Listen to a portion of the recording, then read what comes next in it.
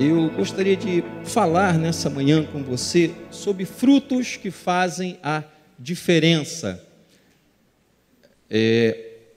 Nesses últimos domingos pela manhã tem sido falado sobre um tema chamado crescimento. E o crescimento é importante porque faz parte da nossa natureza crescer. Poucas vezes você tem relatos de pessoas que nasceram e dificilmente conseguiram se desenvolver. Então, o crescimento, ele efetivamente faz parte da vida do ser humano. E quando a gente fala de crescimento, a gente também fala sobre o prazer de frutificar, o prazer de dar frutos. Porque entende-se que, à medida que você vai crescendo e amadurecendo em Deus, naturalmente, o fruto do Espírito vai sendo manifesto na sua vida. A partir do momento em que você se entrega a Jesus, nós cremos pela palavra de Deus que o Espírito de Deus vai agindo de tal maneira na nossa vida que nós vamos melhorando, vamos nos tornando pessoas diferentes, vamos agradando a Deus com as nossas atitudes, aquilo que fazíamos de errado, não fazemos mais, porque o Espírito de Deus vai agindo na nossa vida.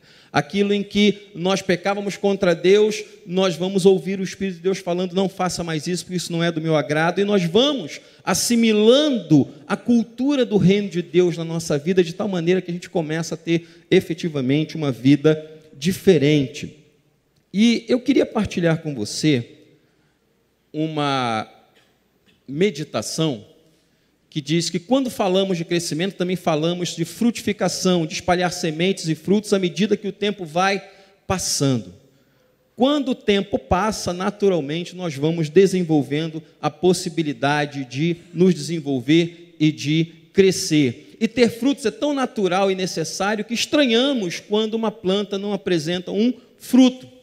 É natural que o reino vegetal ele tem essa possibilidade de produzir os seus frutos. Quando você vai no mercado, você naturalmente vai nos setores que são envolvidos com questão de embalagens, mas você também vai lá no chamado hortifruti, para procurar ali uma fruta, um legumes, uma verdura que efetivamente vá agradar a você, agradar ao seu paladar e fazer uma diferença na sua alimentação, na sua vida. Isso é uma coisa normal, isso não é uma coisa fora do comum.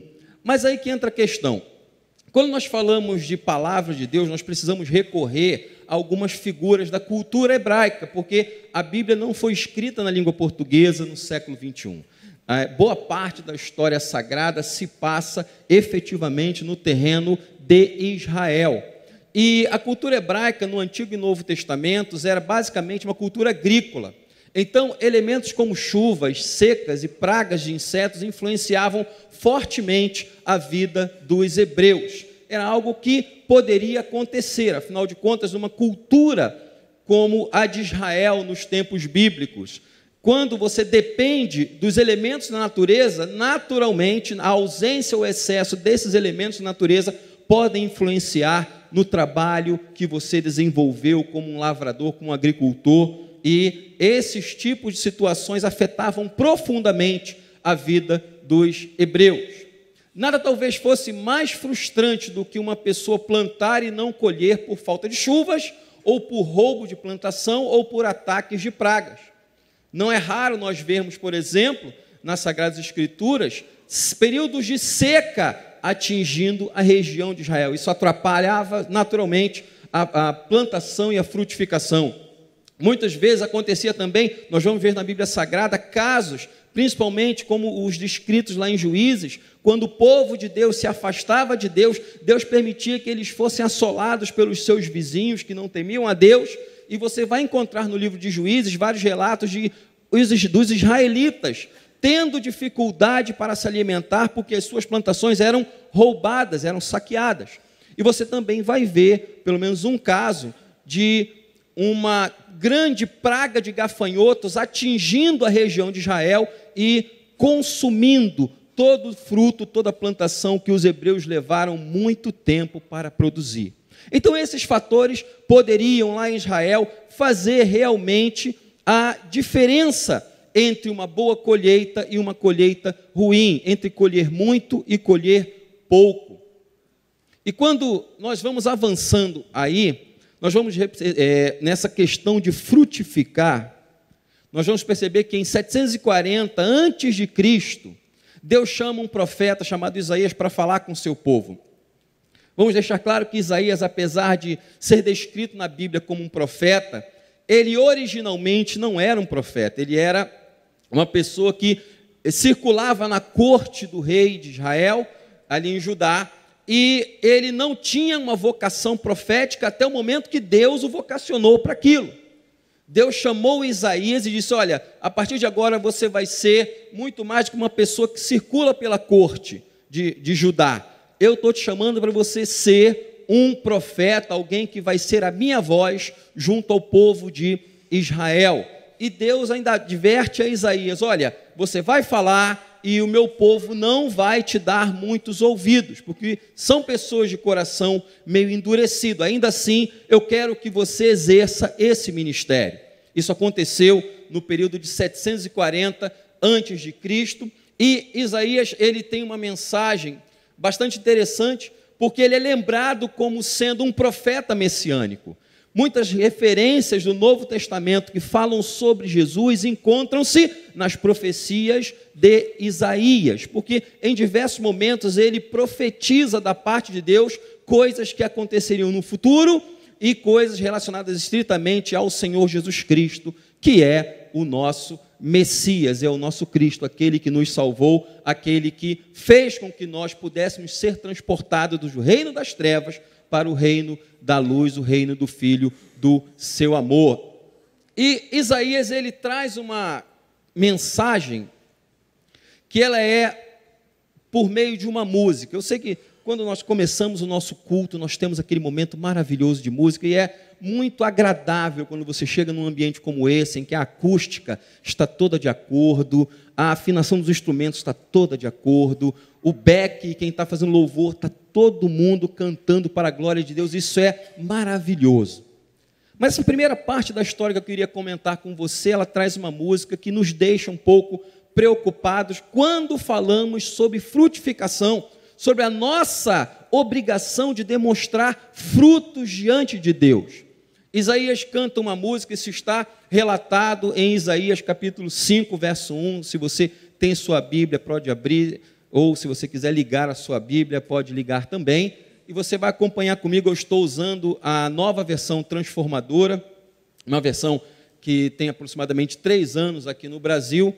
E o texto de Isaías capítulo 5, verso 1, ele começa cantando: agora cantarei a meu amado uma canção sobre o seu vinhedo. Meu amado tinha um vinhedo numa colina muito fértil. O profeta Isaías começa a sua música cantando para os seus conterrâneos, as pessoas que estavam à sua volta, dizendo: olha, o meu amado, ele plantou uma vinha numa colina extremamente fértil. E a música continua dizendo: ele arou a terra, tirou as pedras e plantou as melhores videiras. No meio da vinha, ele construiu uma torre de vigia, construiu a torre de vigia, que aqui ali está um pouquinho pequeno, dá para ler, e junto às rochas ele fez um tanque de prensar. Então esperou pela colheita de uvas doces, mas o vinhedo só produziu frutas amargas. Observe que, nesse primeiro momento, como que é o teor da música profética que Isaías traz, inspirado por Deus. Ele canta para o seu próprio povo e diz: olha, o meu amado, ele plantou uma vinha num terreno muito fértil. Em outras versões, geralmente é falado sobre um outeiro. O outeiro era a base de um sopé de uma montanha. Geralmente, para plantar uvas, as uvas elas se dão muito melhor num ambiente mais fresco, mais frio. E o sopé da montanha era justamente o ambiente adequado para se plantar aquele tipo de planta, para fazer aquele cultivo. Isaías diz que aquele amado dele, ele organizou todo o ambiente em que as uvas seriam plantadas. Ele cercou aquele local, ele tirou as pedras que haviam naquele terreno. Não sei se você sabe disso, isso é mencionado no Novo Testamento, mas as pedras têm a capacidade de fazer com que uma planta seja impedida de crescer. Certa vez, Jesus contou a parábola, que muita gente chama de parábola do semeador. Ele diz que o semeador saiu para semear e jogou sementes no caminho.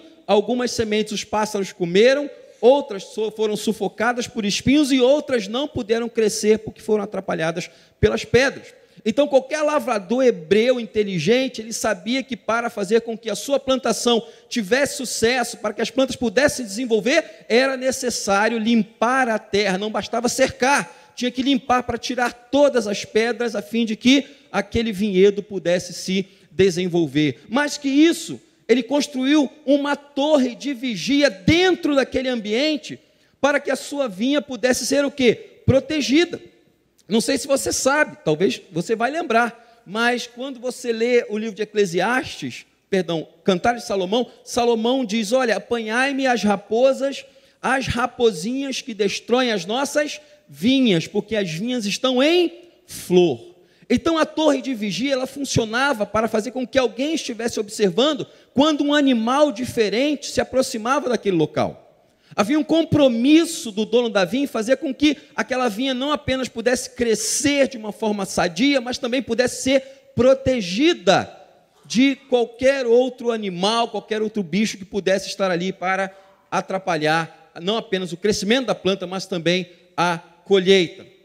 Mas Isaías, depois de tudo isso, ele diz, olha, o meu amado esperava colher uvas doces daquela vinha. E ele faz um retrospecto para o seu próprio povo e diz, olha, a terra foi protegida, tiradas as pedras, foi feita uma torre de vigia, ela foi cercada e o amado plantou as melhores sementes naquele terreno. Só que quando as plantas cresceram e deram frutos, o texto diz que deram não frutas doces, mas frutas amargas. É algo que talvez nós não compreendamos tanto, mas o fato é que aquela plantação, ela não correspondeu ao que o amado de Deus, ou o próprio Deus estava esperando ali, porque ele preparou tudo, como diz no bom português, do bom e do melhor foi disposto, para que aquela plantação pudesse crescer da melhor forma possível e apresentar frutos que fossem agradáveis ao paladar. Não sei se você já teve essa experiência de ir a um mercado e comprar ali 2 ou 3 cachos de uva, e quando você chega em casa, aquela uva bonita está azeda. Não é? E aquilo é desagradável, porque nós temos a expectativa de que aquela uva bonita e vistosa tenha igualmente um sabor que corresponda à sua aparência. Só que quando a gente tem essa surpresa, não dá para voltar no mercado e reclamar que a uva estava azeda. Não dá para você chegar e dizer, eu quero trocar porque eu não gostei dessa uva. Já perdeu. E é isso que Deus chama a atenção nos dias ali de Isaías, quando ele diz, agora habitantes de Jerusalém e de Judá, julguem entre mim e o meu vinhedo. Ou seja, Deus chama a atenção do seu próprio povo e diz, façam vocês um julgamento entre mim e aquilo que eu fiz. O que mais poderia ter feito por meu vinhedo que já não fiz? Porque quando esperava uvas doces, ele produziu uvas amargas. Isaías capítulo 5, verso 4. Aí vem o juízo de Deus sobre a sua própria nação. Agora lhes digo o que farei com o meu vinhedo. Removerei suas secas e deixarei que seja destruído. Derrubarei seus muros e deixarei que seja pisoteado. Isaías capítulo 5, verso 5. Talvez para nós seja um pouco difícil entender como que um Deus de amor tem um julgamento tão severo através dessa música, através ali da história. Mas se você perceber o quanto Deus vinha falando com Israel para que eles pudessem dar frutos que efetivamente fossem diferentes, você vai perceber que Deus até demorou bastante para julgar o seu próprio povo. Quando você vê Isaías mencionando ali tudo o que Deus fez, você precisa recorrer à história de Israel, quando Deus escolhe Abraão para ser um homem separado para ele. A Bíblia diz que Abraão creu em Deus e isso foi considerado o quê? Como algo justo da parte de Deus para ele. E Deus faz um pacto com Abraão e diz, Abraão, você vai ser uma bênção e a tua descendência vai ser muito grande. E vai ser tão grande que em ti, em você, na tua descendência, todas as famílias da terra vão ser abençoadas. Deus tinha um projeto, uma expectativa com Abraão. Abraão corresponde àquela vocação e com o passar do tempo a sua descendência entre acertos e erros vai se juntando e obedecendo a Deus. Nem sempre obedecer a Deus é uma coisa tão fácil, e a gente vai perceber isso na Bíblia Sagrada, mas o desafio continua sendo o mesmo. E com o passar do tempo, o povo de Israel, que num momento estava escravizado no Egito, é retirado de forma poderosa por Deus, e eles entram numa terra que, como diz a promessa de Deus, vai manar leite e mel, ou seja, aquilo que é de bom e de melhor, Deus tinha reservado para o seu próprio povo. E Deus deixou claro para ele: olha, quando vocês chegarem na terra, não esqueçam que fui eu que coloquei vocês aqui. Quando vocês chegarem na terra, sejam generosos uns com os outros. Quando vocês chegarem na terra, tenham misericórdia daqueles que têm menos que você tem. Entre outras coisas, Deus fala: não repitam as mesmas coisas que as nações que estão nessa terra, que eu estou colocando vocês ali, não repitam aquilo que eles fazem, nem adorem os deuses dessas nações. E Deus, ele simplesmente vai mostrar em Isaías que ele realmente fez o que era melhor para Israel. Ele colocou Israel numa terra boa, cercou Israel com proteção, colocou ali como uma torre o santuário do Senhor. E o povo, com o passar do tempo, ainda assim, começou a andar de acordo com os costumes dos povos que estavam ali habitando naquele local, antes que os israelitas pudessem chegar. E aí entra aquilo que nós entendemos como expectativa de Deus e um pouco da frustração de Deus com o seu próprio povo. Ele esperava que com tudo isso, o povo pudesse ter trazido frutos bons, mas o povo acabou trazendo frutos que eram inadequados à sua vocação. E Deus continua falando através de Isaías, quando ele diz: eu farei daquele lugar, Davi, um lugar desolado, onde as videiras não são podadas e a terra não é capinada, um lugar cheio de espinhos e mato. Darei ordens às nuvens para que não derramem chuvas sobre ele. Parece que Deus está falando uma coisa muito séria ali para o povo de Israel. E a nação de Israel é o vinhedo do Senhor dos exércitos. O povo de Judá é o seu jardim agradável. Ele esperava colher justiça, mas encontrou opressão. Esperava colher retidão, mas ouviu gritos de angústia. Essa parte é a primeira parte da história que eu queria trazer para você, que nós estamos falando sobre crescimento. E quando Deus moveu meu coração a estudar um pouco mais essa parte de Isaías, ficou claro que existe um risco muito grande para nós que pregamos o nome do Senhor, para nós que vivenciamos o nome do Senhor, para nós que cremos que Deus é a nossa provisão, para nós que cremos que estar na casa do Senhor é importante. Muito mais do que tudo isso, importa que à medida que nós formos crescendo, que nós apresentemos frutos que agradem ao Senhor.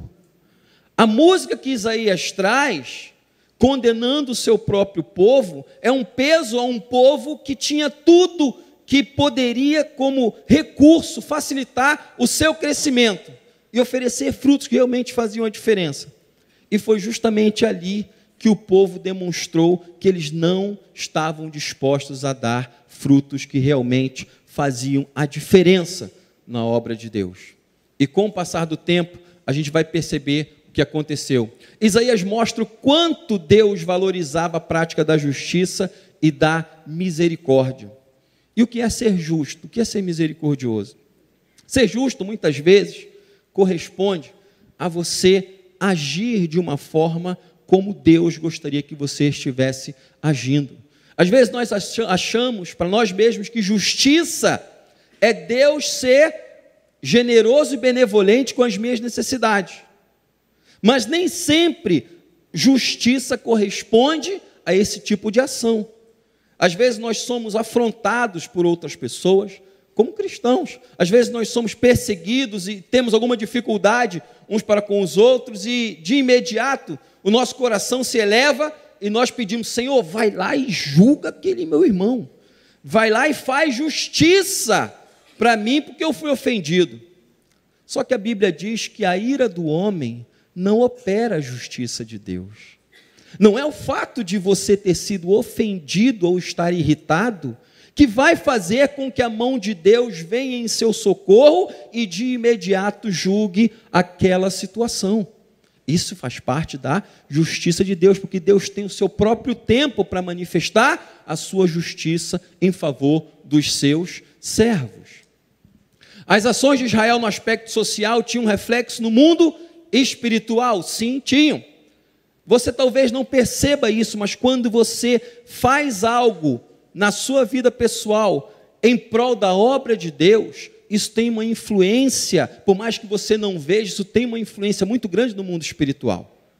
E uma outra coisa, eles estavam perdendo a oportunidade de representar Deus, tanto dentro da nação quanto fora dela.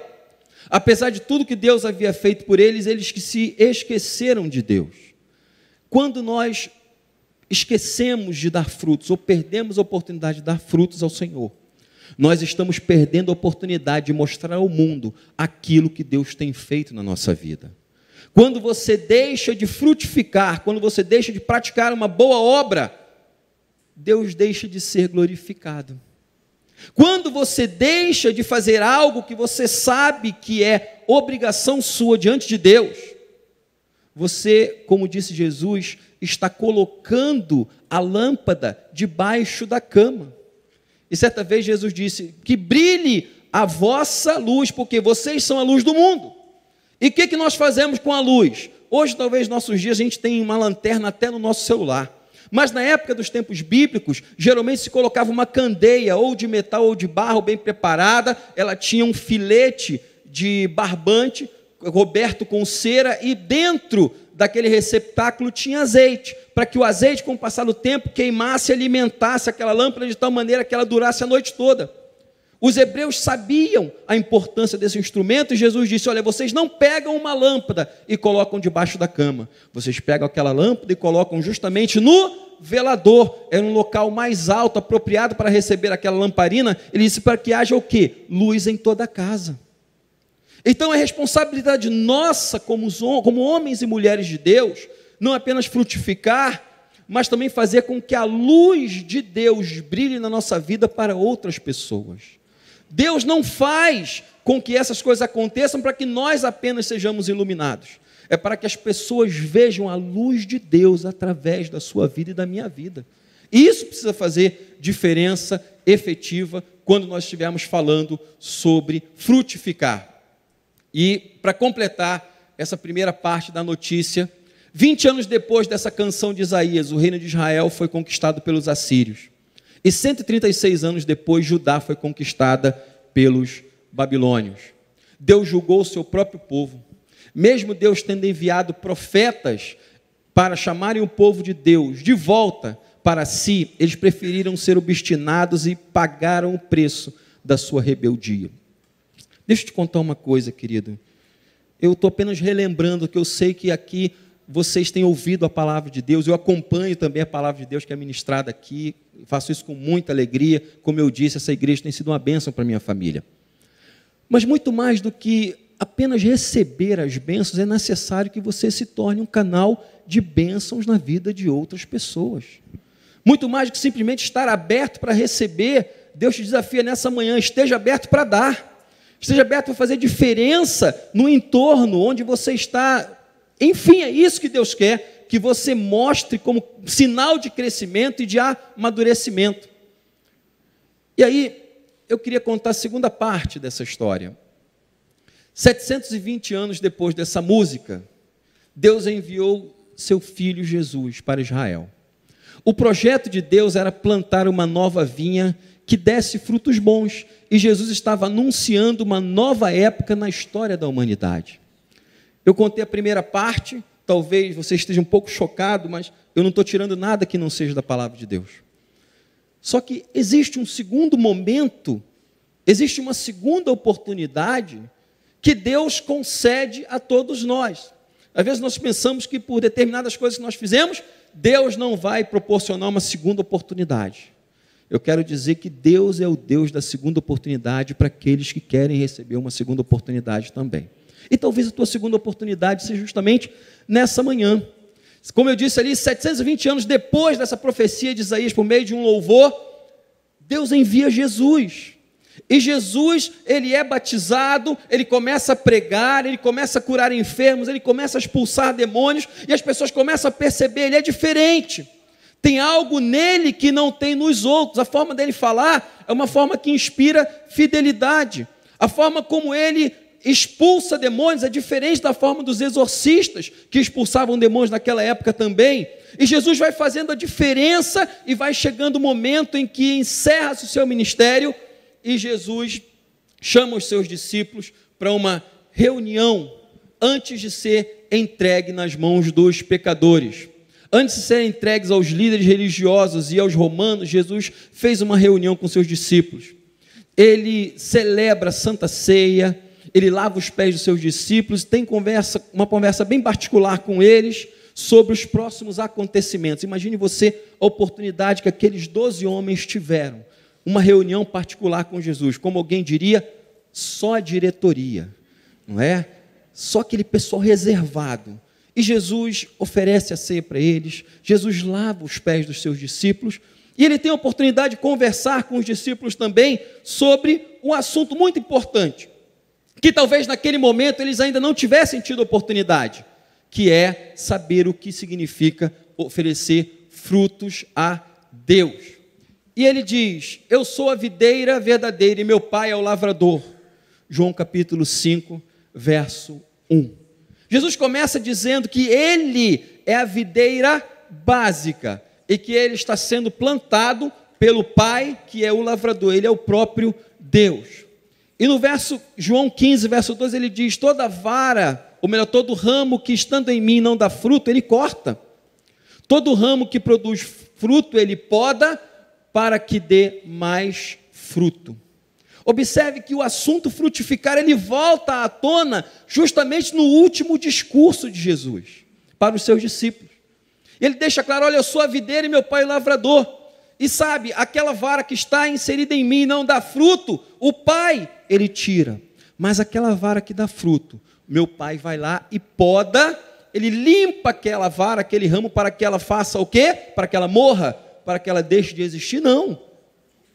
Quando o pai nos poda, nós que temos frutos, ele está fazendo para que nós venhamos a crescer. Quando o pai, ele tem aquela iniciativa de justamente cortar uma parte que está crescendo demais, ele tem como objetivo fazer com que nós cresçamos da forma correta, na direção correta. Então, quando você orar ao Senhor e pedir, meu Deus, eu queria dar um fruto nessa área, mas você perceber que Deus tem uma outra área para você, esteja atento àquilo que Deus está direcionando, porque mesmo o ato da poda é um ato de amor da parte de Deus para com todos nós, para que nós não cresçamos de forma desordenada, para que nós não venhamos a dar frutos numa direção que não foi programada pelo próprio Deus. E tem uma notícia boa que Jesus dá sobre você. João 15, verso 3 diz, vocês já foram limpos pela mensagem que eu lhes dei. Então, o próprio Jesus reconhece que os discípulos, aqueles que estavam em Cristo, eles já tinham passado pelo processo de limpeza, o próprio Pai se responsabilizou por fazer com que aquela limpeza fosse concretizada na vida dos discípulos. E ele continua dizendo, sim, eu sou a videira e vocês são os ramos. Ou pela segunda vez Jesus te diz que ele é a videira e nós somos os ramos. E ele continua dizendo, quem permanece em mim e eu nele produz muito fruto, pois sem mim vocês não podem fazer coisa alguma. Observe que os frutos que nós estamos dando não são frutos de nós mesmos. O empenho que você tem na obra do Senhor não é um empenho que simplesmente nasce de você. É o Espírito de Deus que impulsiona você a fazer algo na obra do Senhor. É o Espírito de Deus em você que impulsiona você a fazer aquilo que efetivamente agrada a Deus. Jesus deixa claro, sem mim vocês não podem fazer nada. Sem Jesus você não pode ser um bom crente, sem Jesus você não pode ser um bom pai, não pode ser uma mãe, sem Jesus você dificilmente será um bom filho, sem Jesus você dificilmente vai ser um bom profissional, e isso tudo está inserido naquilo que Jesus falou, sem mim vocês não podem fazer coisa alguma. Então quando nós estamos fazendo porque estamos enxertados na videira verdadeira. Quando nós estamos fazendo porque o Espírito de Deus nos move a fazer, de tal maneira que nós consigamos chegar àquele fruto que Deus está pedindo que nós venhamos a conseguir. E o segredo de se frutificar é estar em Jesus.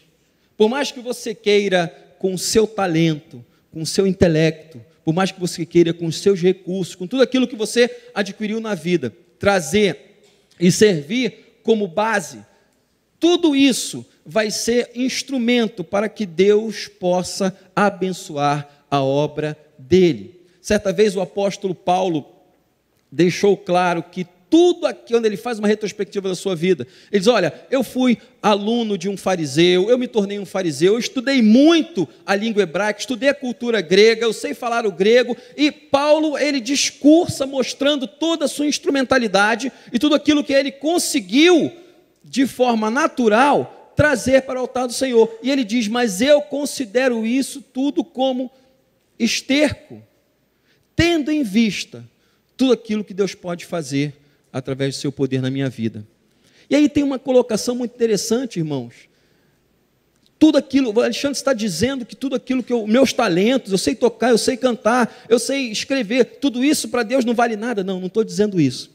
Eu estou dizendo que cada coisa tem o seu lugar adequado. Você não coloca esterco num prato para servir para uma pessoa, mas você coloca aquele instrumento numa plantação para que aquilo sirva de referencial e de base para uma planta que está crescendo. É por isso que Paulo fala, tudo aquilo que eu tenho, eu considero como algo que pode ser usado para plantar e para fazer com que Deus seja glorificado através do fruto de tudo aquilo que Ele já proporcionou para a minha vida. Por mais que tenhamos boas intenções e sejamos treinados, não podemos fazer nada sem que Jesus nos ajude. Existe uma coisa tão bonita, que Jesus está tão interessado em que você se envolva na obra dele, em que você esteja tão vinculado à palavra de Deus, à obra de Deus, e dê seus frutos, que ele mesmo se encarrega em fazer com que nós possamos caminhar na direção em que nós podemos fazer efetivamente algo que Deus se agrade, para que o fruto da tua vida, da tua obra, seja um fruto que tenha sabor, não apenas diante de Deus, mas também diante dos homens. E o verso 15, capítulo 15, verso 7, continua dizendo, se vocês permanecerem em mim, e as minhas palavras permanecerem em vocês, pedirão o que quiserem e isso lhes será concedido. Gente, parece que é absurdo, parece que Jesus está colocando um cheque em branco, assinado por Ele, à disposição daqueles que pretendem frutificar para agradar a Deus. Talvez essa promessa para você seja algo muito absurdo. Não, realmente Deus não queria falar isso não. Talvez Jesus tenha pensado em alguma outra coisa.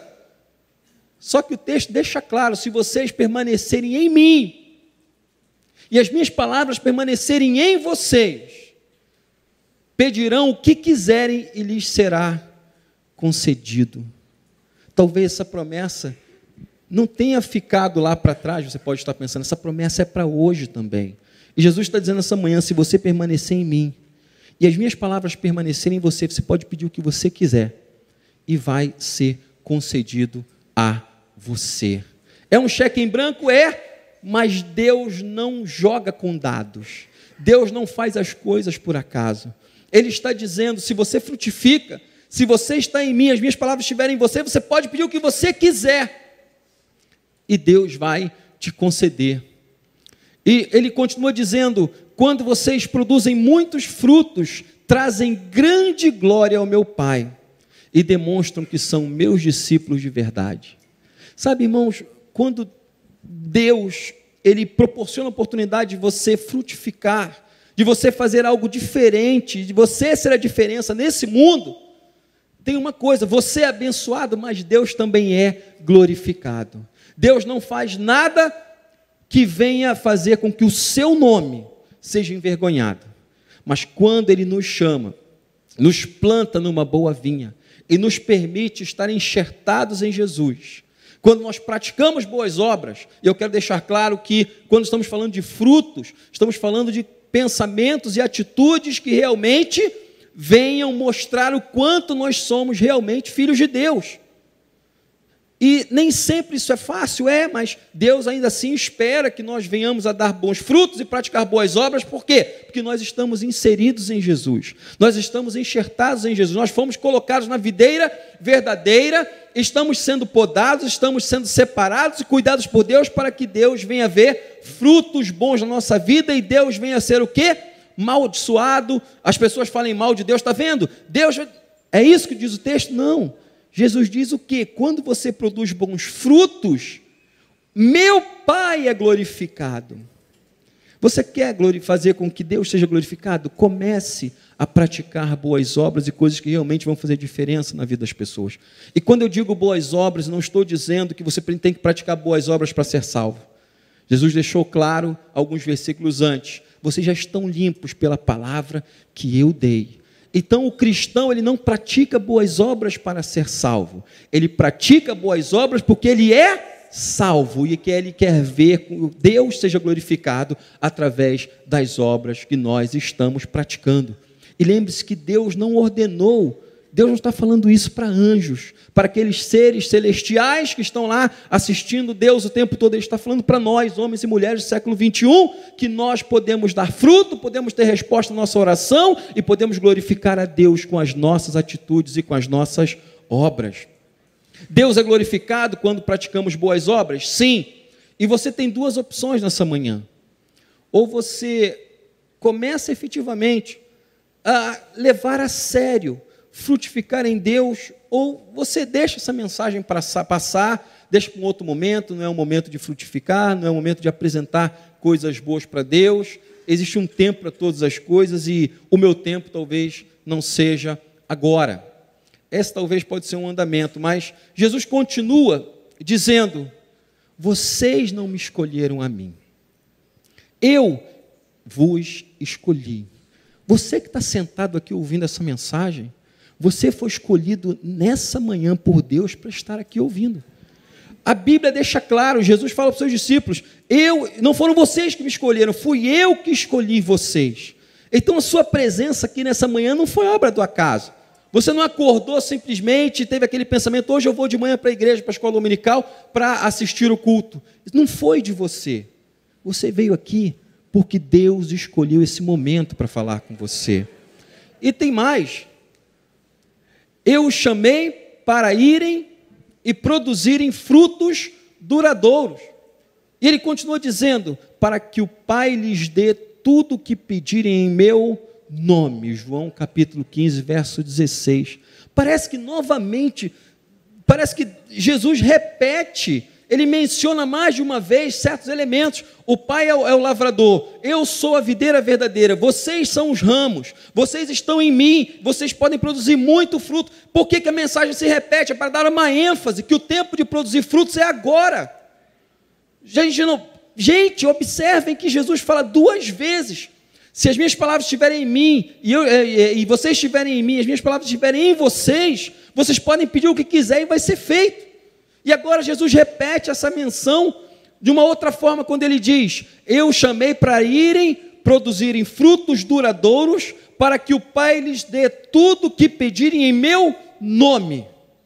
Novamente, Deus dá o aval celeste para que você não apenas frutifique, mas para que você também seja abençoado com os frutos que você está trazendo para o Senhor. Parece uma coisa muito fora do normal, parece que tem um ditado, me perdoe, pastor André, a colocação: no mundo dizem que quando a esmola é muita, o santo desconfia. Mas você não está falando, não está ouvindo essa mensagem de alguém que volta atrás na sua palavra. É impossível, diz a palavra de Deus, que Deus minta. É impossível que Deus venha mudar a sua palavra do nada, quando nós estamos obedecendo a Deus. Deus está deixando essa manhã um cheque em branco para você não apenas frutificar, mas para você ter resposta às suas orações e ir além daquilo que você estava pensando, porque você está disposto a dar frutos que realmente agradem a Deus. E Deus tem muito mais para você nessa manhã, claro que tem. Talvez você esteja pensando: será que é possível dar frutos ao Senhor? Vamos lá, ter frutos faz a diferença. E eles crescem na bonança e na adversidade. Não pense você que aquele fruto que você compra no mercado, ele cresceu cercado somente de boas condições. Muitas vezes um fruto cresce debaixo de um sol causticante, aquele sol de 40 graus. Outras vezes o tempo muda e o frio vem e envolve aquela árvore, e o ambiente também envolve aquele fruto. Ainda assim, aquele fruto cresce, aquele fruto vai despontando, vai ganhando corpo e vai se apresentando para posteriormente ser colhido. Às vezes a gente pensa que é difícil dar frutos na adversidade, mas é justamente no momento de adversidade que Deus espera que nós venhamos a mostrar o fruto do Espírito na nossa vida. Deus tem um tempo para trabalhar na nossa vida? Tem, e mesmo nesses momentos Ele usa tanto os momentos positivos quanto os momentos negativos para fazer com que nosso fruto realmente prevaleça e seja fortalecido para que Deus venha a ser o quê? Glorificado. É pelos frutos que se conhece a árvore. Observe que se você quer conhecer uma árvore, talvez você se engane olhando para a raiz dela ou olhando para o caule, para a percepção das folhas que ela vem. A Bíblia diz que pelos frutos nós conhecemos a árvore. E se você quiser ser conhecido como alguém que representa Deus neste mundo, você precisa apresentar frutos, para que o teu fruto faça a distinção entre você, que ama o Senhor e conhece ao Senhor, daquele que não conhece e não ama o Senhor. Porque é pelos frutos que nós conhecemos aquela árvore. E tem mais, há uma conexão entre produzir frutos e ser abençoado por Deus. Nós falamos 2 vezes aqui, se as minhas palavras estiverem em vocês estiverem em mim, vocês podem pedir o que vocês quiserem e vocês vão receber. Parece uma promessa muito grande para ser cumprida. Mas aí entra a questão, será que a promessa é muito grande? Ou a tua fé, que ainda não conseguiu chegar nesse estágio para entender que quando Deus promete, Ele cumpre? Será que Deus falou por falar? Será que Jesus falou simplesmente para ouvir a própria voz? Ou será que Ele estava realmente falando com seus discípulos? Se vocês acreditarem naquilo que eu estou falando, vai ter um mundo de oportunidades para vocês mostrarem quanto Deus pode fazer na vida de vocês. Isso tem que fazer diferença na minha vida e na tua vida também. Há uma conexão muito grande entre produzir frutos e ser abençoados por Deus. À medida que nós produzimos frutos que agradam ao Senhor, nós mesmos somos beneficiados por Deus e abençoados por Deus, porque estamos fazendo com que Deus seja glorificado na nossa vida. Então, para a gente completar, Deus tem expectativas sobre nós e sobre aquilo que fazemos e faremos para Ele. Observe que o primeiro texto que eu li sobre a música, lá em Isaías, Deus tinha uma expectativa muito grande com Israel, e houve uma decepção, porque as uvas tinham uma semente boa, a terra era boa, estava toda protegida, toda plantada, mas o fruto foi um fruto desagradável ao sabor. Aquela expectativa de Deus não se concretizou efetivamente com o povo de Israel. Mas quando a gente vê Jesus falando com seus discípulos e como aqueles 12 homens, na verdade 11, porque um traiu o Senhor, depois ele foi substituído, como aqueles homens levaram a sério a mensagem do Evangelho, a gente vai perceber que basicamente em menos de 100 anos, o Evangelho se tornou conhecido em todo o mundo civilizado daquela época. Por quê? Homens e mulheres creram naquilo que Jesus falou, levaram a sério as palavras do Senhor, e eles viram Deus fazendo milagres e abrindo portas e fazendo com que realmente a obra dele se desenvolvesse, porque eles creram na palavra de Deus, eles acreditaram naquele cheque em branco.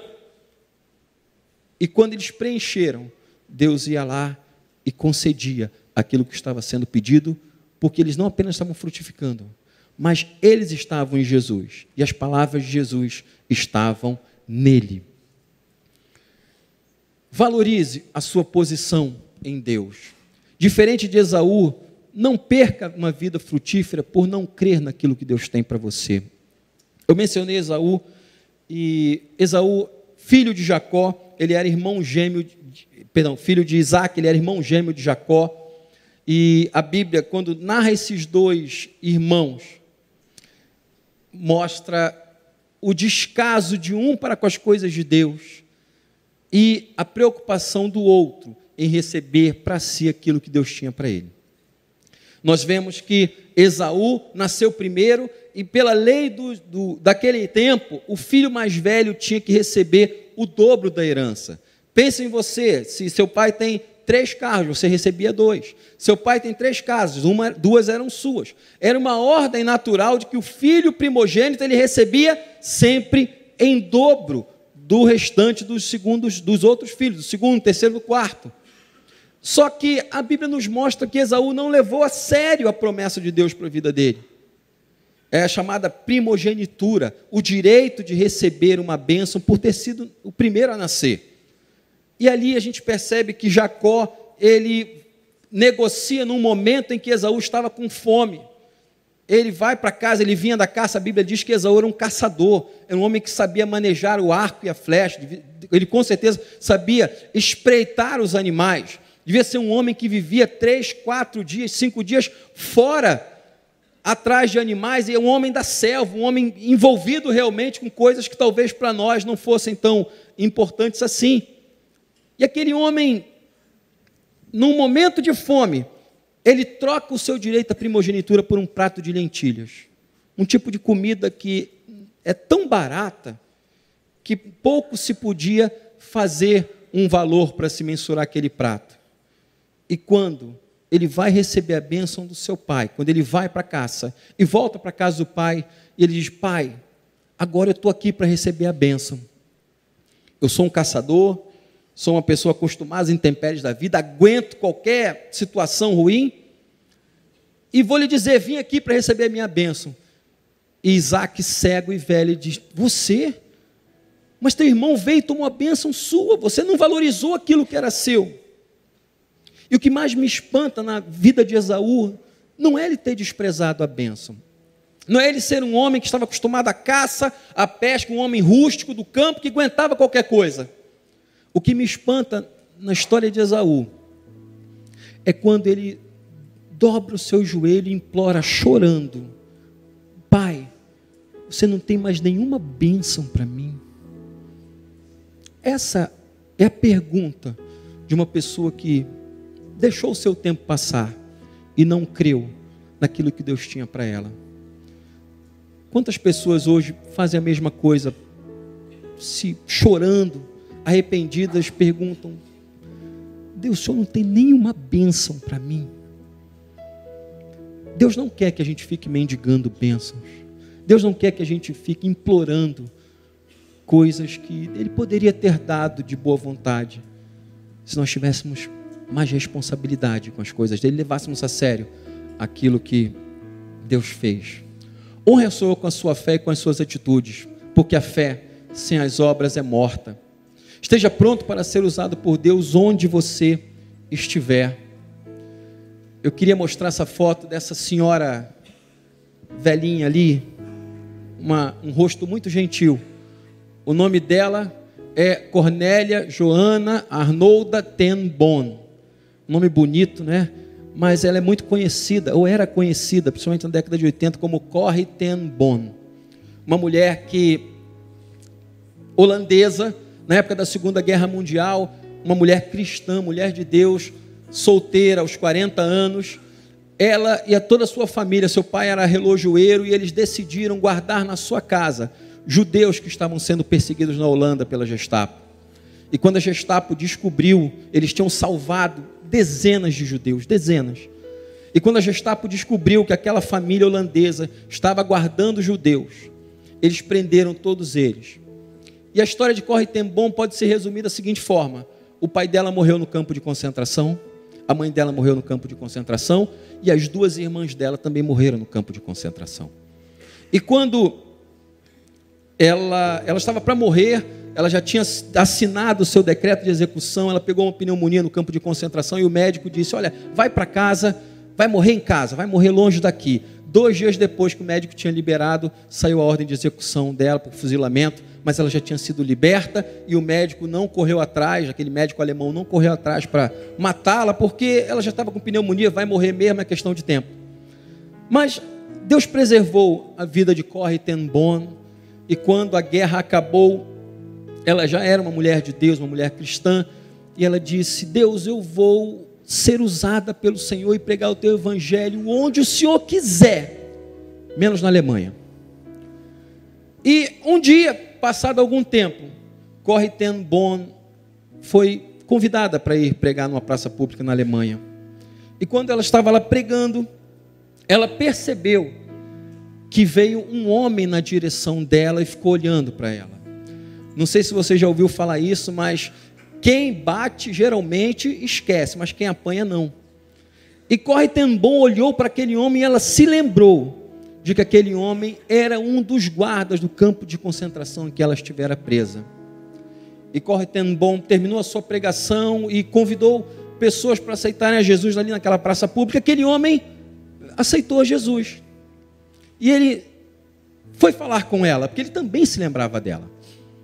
E ele se aproximou dela, pediu um tempo para conversar e disse: olha, eu acabei de aceitar Jesus e queria pedir perdão a você pelas coisas que eu fiz. Corrie ten Boom, ela ficou paralisada.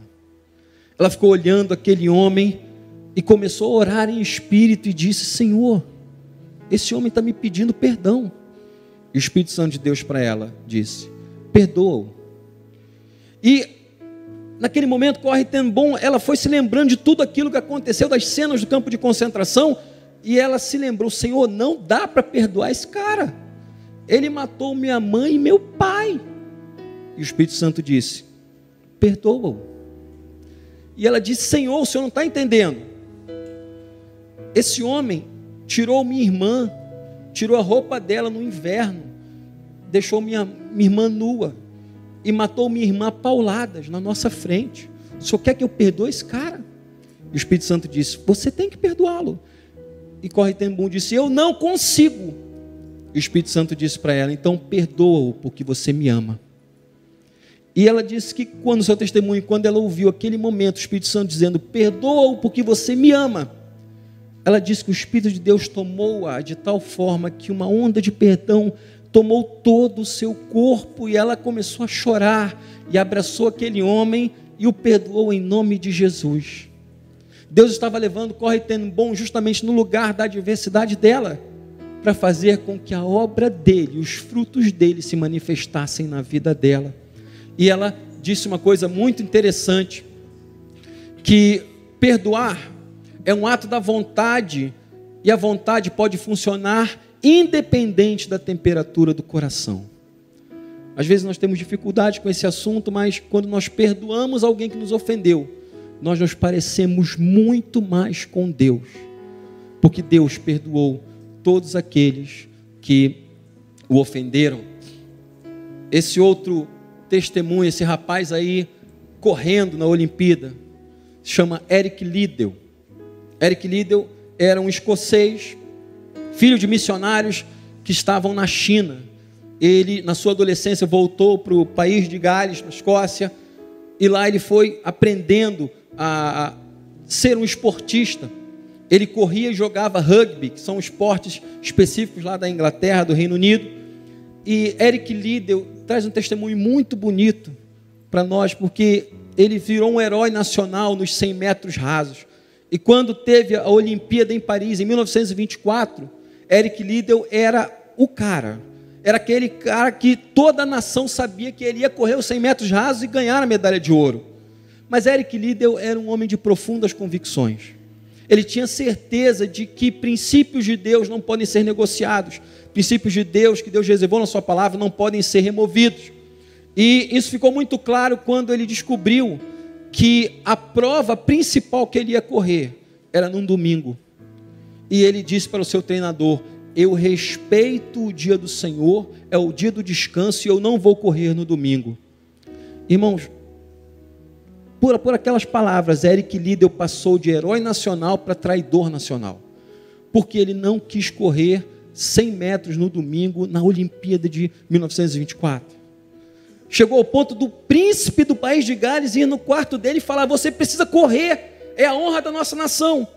E ele disse: eu sei que é a honra da nossa nação, mas hoje é o dia do Senhor e eu vou respeitar o dia que Deus reservou para que nós estivéssemos com Ele. 3 dias depois, uma quarta-feira, Eric Liddell estava correndo uma corrida de 400 metros. Ele não era especialista nessa corrida. Ele teria que correr 4 vezes mais do que ele estava acostumado. E houve aquela apreensão e todo mundo dizendo, esse cara não vai ganhar essa corrida. E quando ele se posicionou na pista, um amigo cristão chegou para ele e botou um bilhetinho na mão dele. E ele leu aquele bilhete, ele guardou aquele bilhete. E quando o revólver estourou e eles correram, Eric Liddell correu também. E vou dizer para você o que aconteceu naquela Olimpíada de 1924. Eric Liddell correu 400 metros. Ele chegou em primeiro lugar e 5 metros à frente do segundo candidato e ele bateu o recorde com aproximadamente 400 metros em 47 segundos.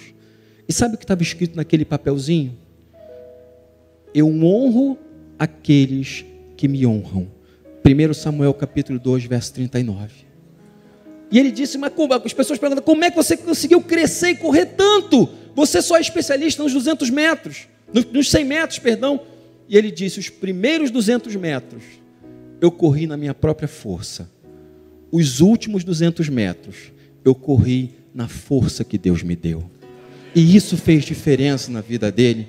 Isso faz parte de frutificar. A história de Eric Liddell ficou conhecida no filme Carruagens de Fogo, da década de 80. Eu quero encerrar, chamando a sua atenção para coisas muito importantes. Eu não vim aqui colocar um peso na sua vida. Eu não vim aqui brigar ou chamar a sua atenção e dizer que você não está frutificando, não é isso. Mas eu vim dizer que hoje é o dia de oferecer frutos bons ao Senhor. Também vim dizer que hoje é o dia de começar a produzir frutos bons para o Senhor. E terceiro, eu vim dizer que hoje é o dia de fazer a diferença onde você está, para que o nome do Senhor seja glorificado. A oportunidade Deus te dá nessa manhã. Eu queria que você ficasse em pé. Eu queria orar com você. Antes de trazer essa mensagem para você, eu tive que absorver essa mensagem também. Que primeiro Deus fala com quem vai ministrar, para depois falar com as outras pessoas. Eu queria que você curvasse a sua cabeça e pedisse a Deus a oportunidade de fazer algo diferente na sua vida. Deus tem muitos frutos para dar através de você. Eu vejo aqui uma igreja cheia de pessoas que podem apresentar frutos onde elas estiverem, seja aqui na igreja, seja fora, no seu trabalho, no trânsito, na escola, na faculdade. Deus está disposto a fazer com que você possa fazer a diferença na vida de outras pessoas, praticando a justiça, apresentando frutos que agradem ao Senhor, frutos que efetivamente vão fazer a diferença e mostrar que você é um discípulo de Jesus. Pai, obrigado pela generosidade que o Senhor nos dá de falar com teus filhos, obrigado pela tua palavra. Obrigado a Deus porque o Senhor é um Deus tão bom que nos permite ter a oportunidade de saber que tem uma segunda chance para oferecer frutos que agradam o Senhor. O Senhor espera, o Senhor tem expectativa de que a nossa existência seja uma existência frutífera. E muito mais do que isso, nós cremos na tua palavra quando diz lá em Hebreus capítulo 11 que Deus, sem fé é impossível agradar a Deus, porque aquele que se aproxima de Deus deve crer que Ele existe e que Ele é recompensador daqueles que o buscam. O Senhor tem recompensas para cada um de nós. O Senhor tem bênçãos sem medida para todos aqueles que querem efetivamente trazer frutos para o Senhor. E nós te pedimos, ó Deus, nos permita, ó Pai, estar mais no Senhor. Nos permita, ó Deus querido, estar numa boa vinha para que o nosso fruto seja um fruto doce, não um fruto amargo. Que as tuas expectativas acerca da nossa vida sejam expectativas que se concretizem. Como diz a tua palavra, que o Senhor olhe para as nossas vidas, para o trabalho das nossas mãos, e que o Senhor fique satisfeito. E que nós possamos, ó ver, ó Deus, bênçãos sem medidas na nossa vida. A tua palavra deixa claro uma conexão entre frutificar e ser abençoado. Então nós pedimos que nós frutifiquemos e que nós possamos ver a bênção do Senhor na nossa vida também. Abre portas, ó Deus, que ainda estão fechadas. Que nós possamos, ó Deus, ter a consciência de que o Senhor é o Deus que tem o momento certo para fazer com que os frutos da nossa vida apareçam. E que acima de tudo, ó Pai, nós sejamos abençoados por crer na tua palavra. Que nossa maturidade, que nosso crescimento seja manifesto nos frutos que nós vamos trazer. E que nós possamos, ó Deus querido, ver o Senhor sorrindo para cada um de nós, por tudo aquilo que nós vamos fazer. É o que te pedimos em nome de Jesus. Amém.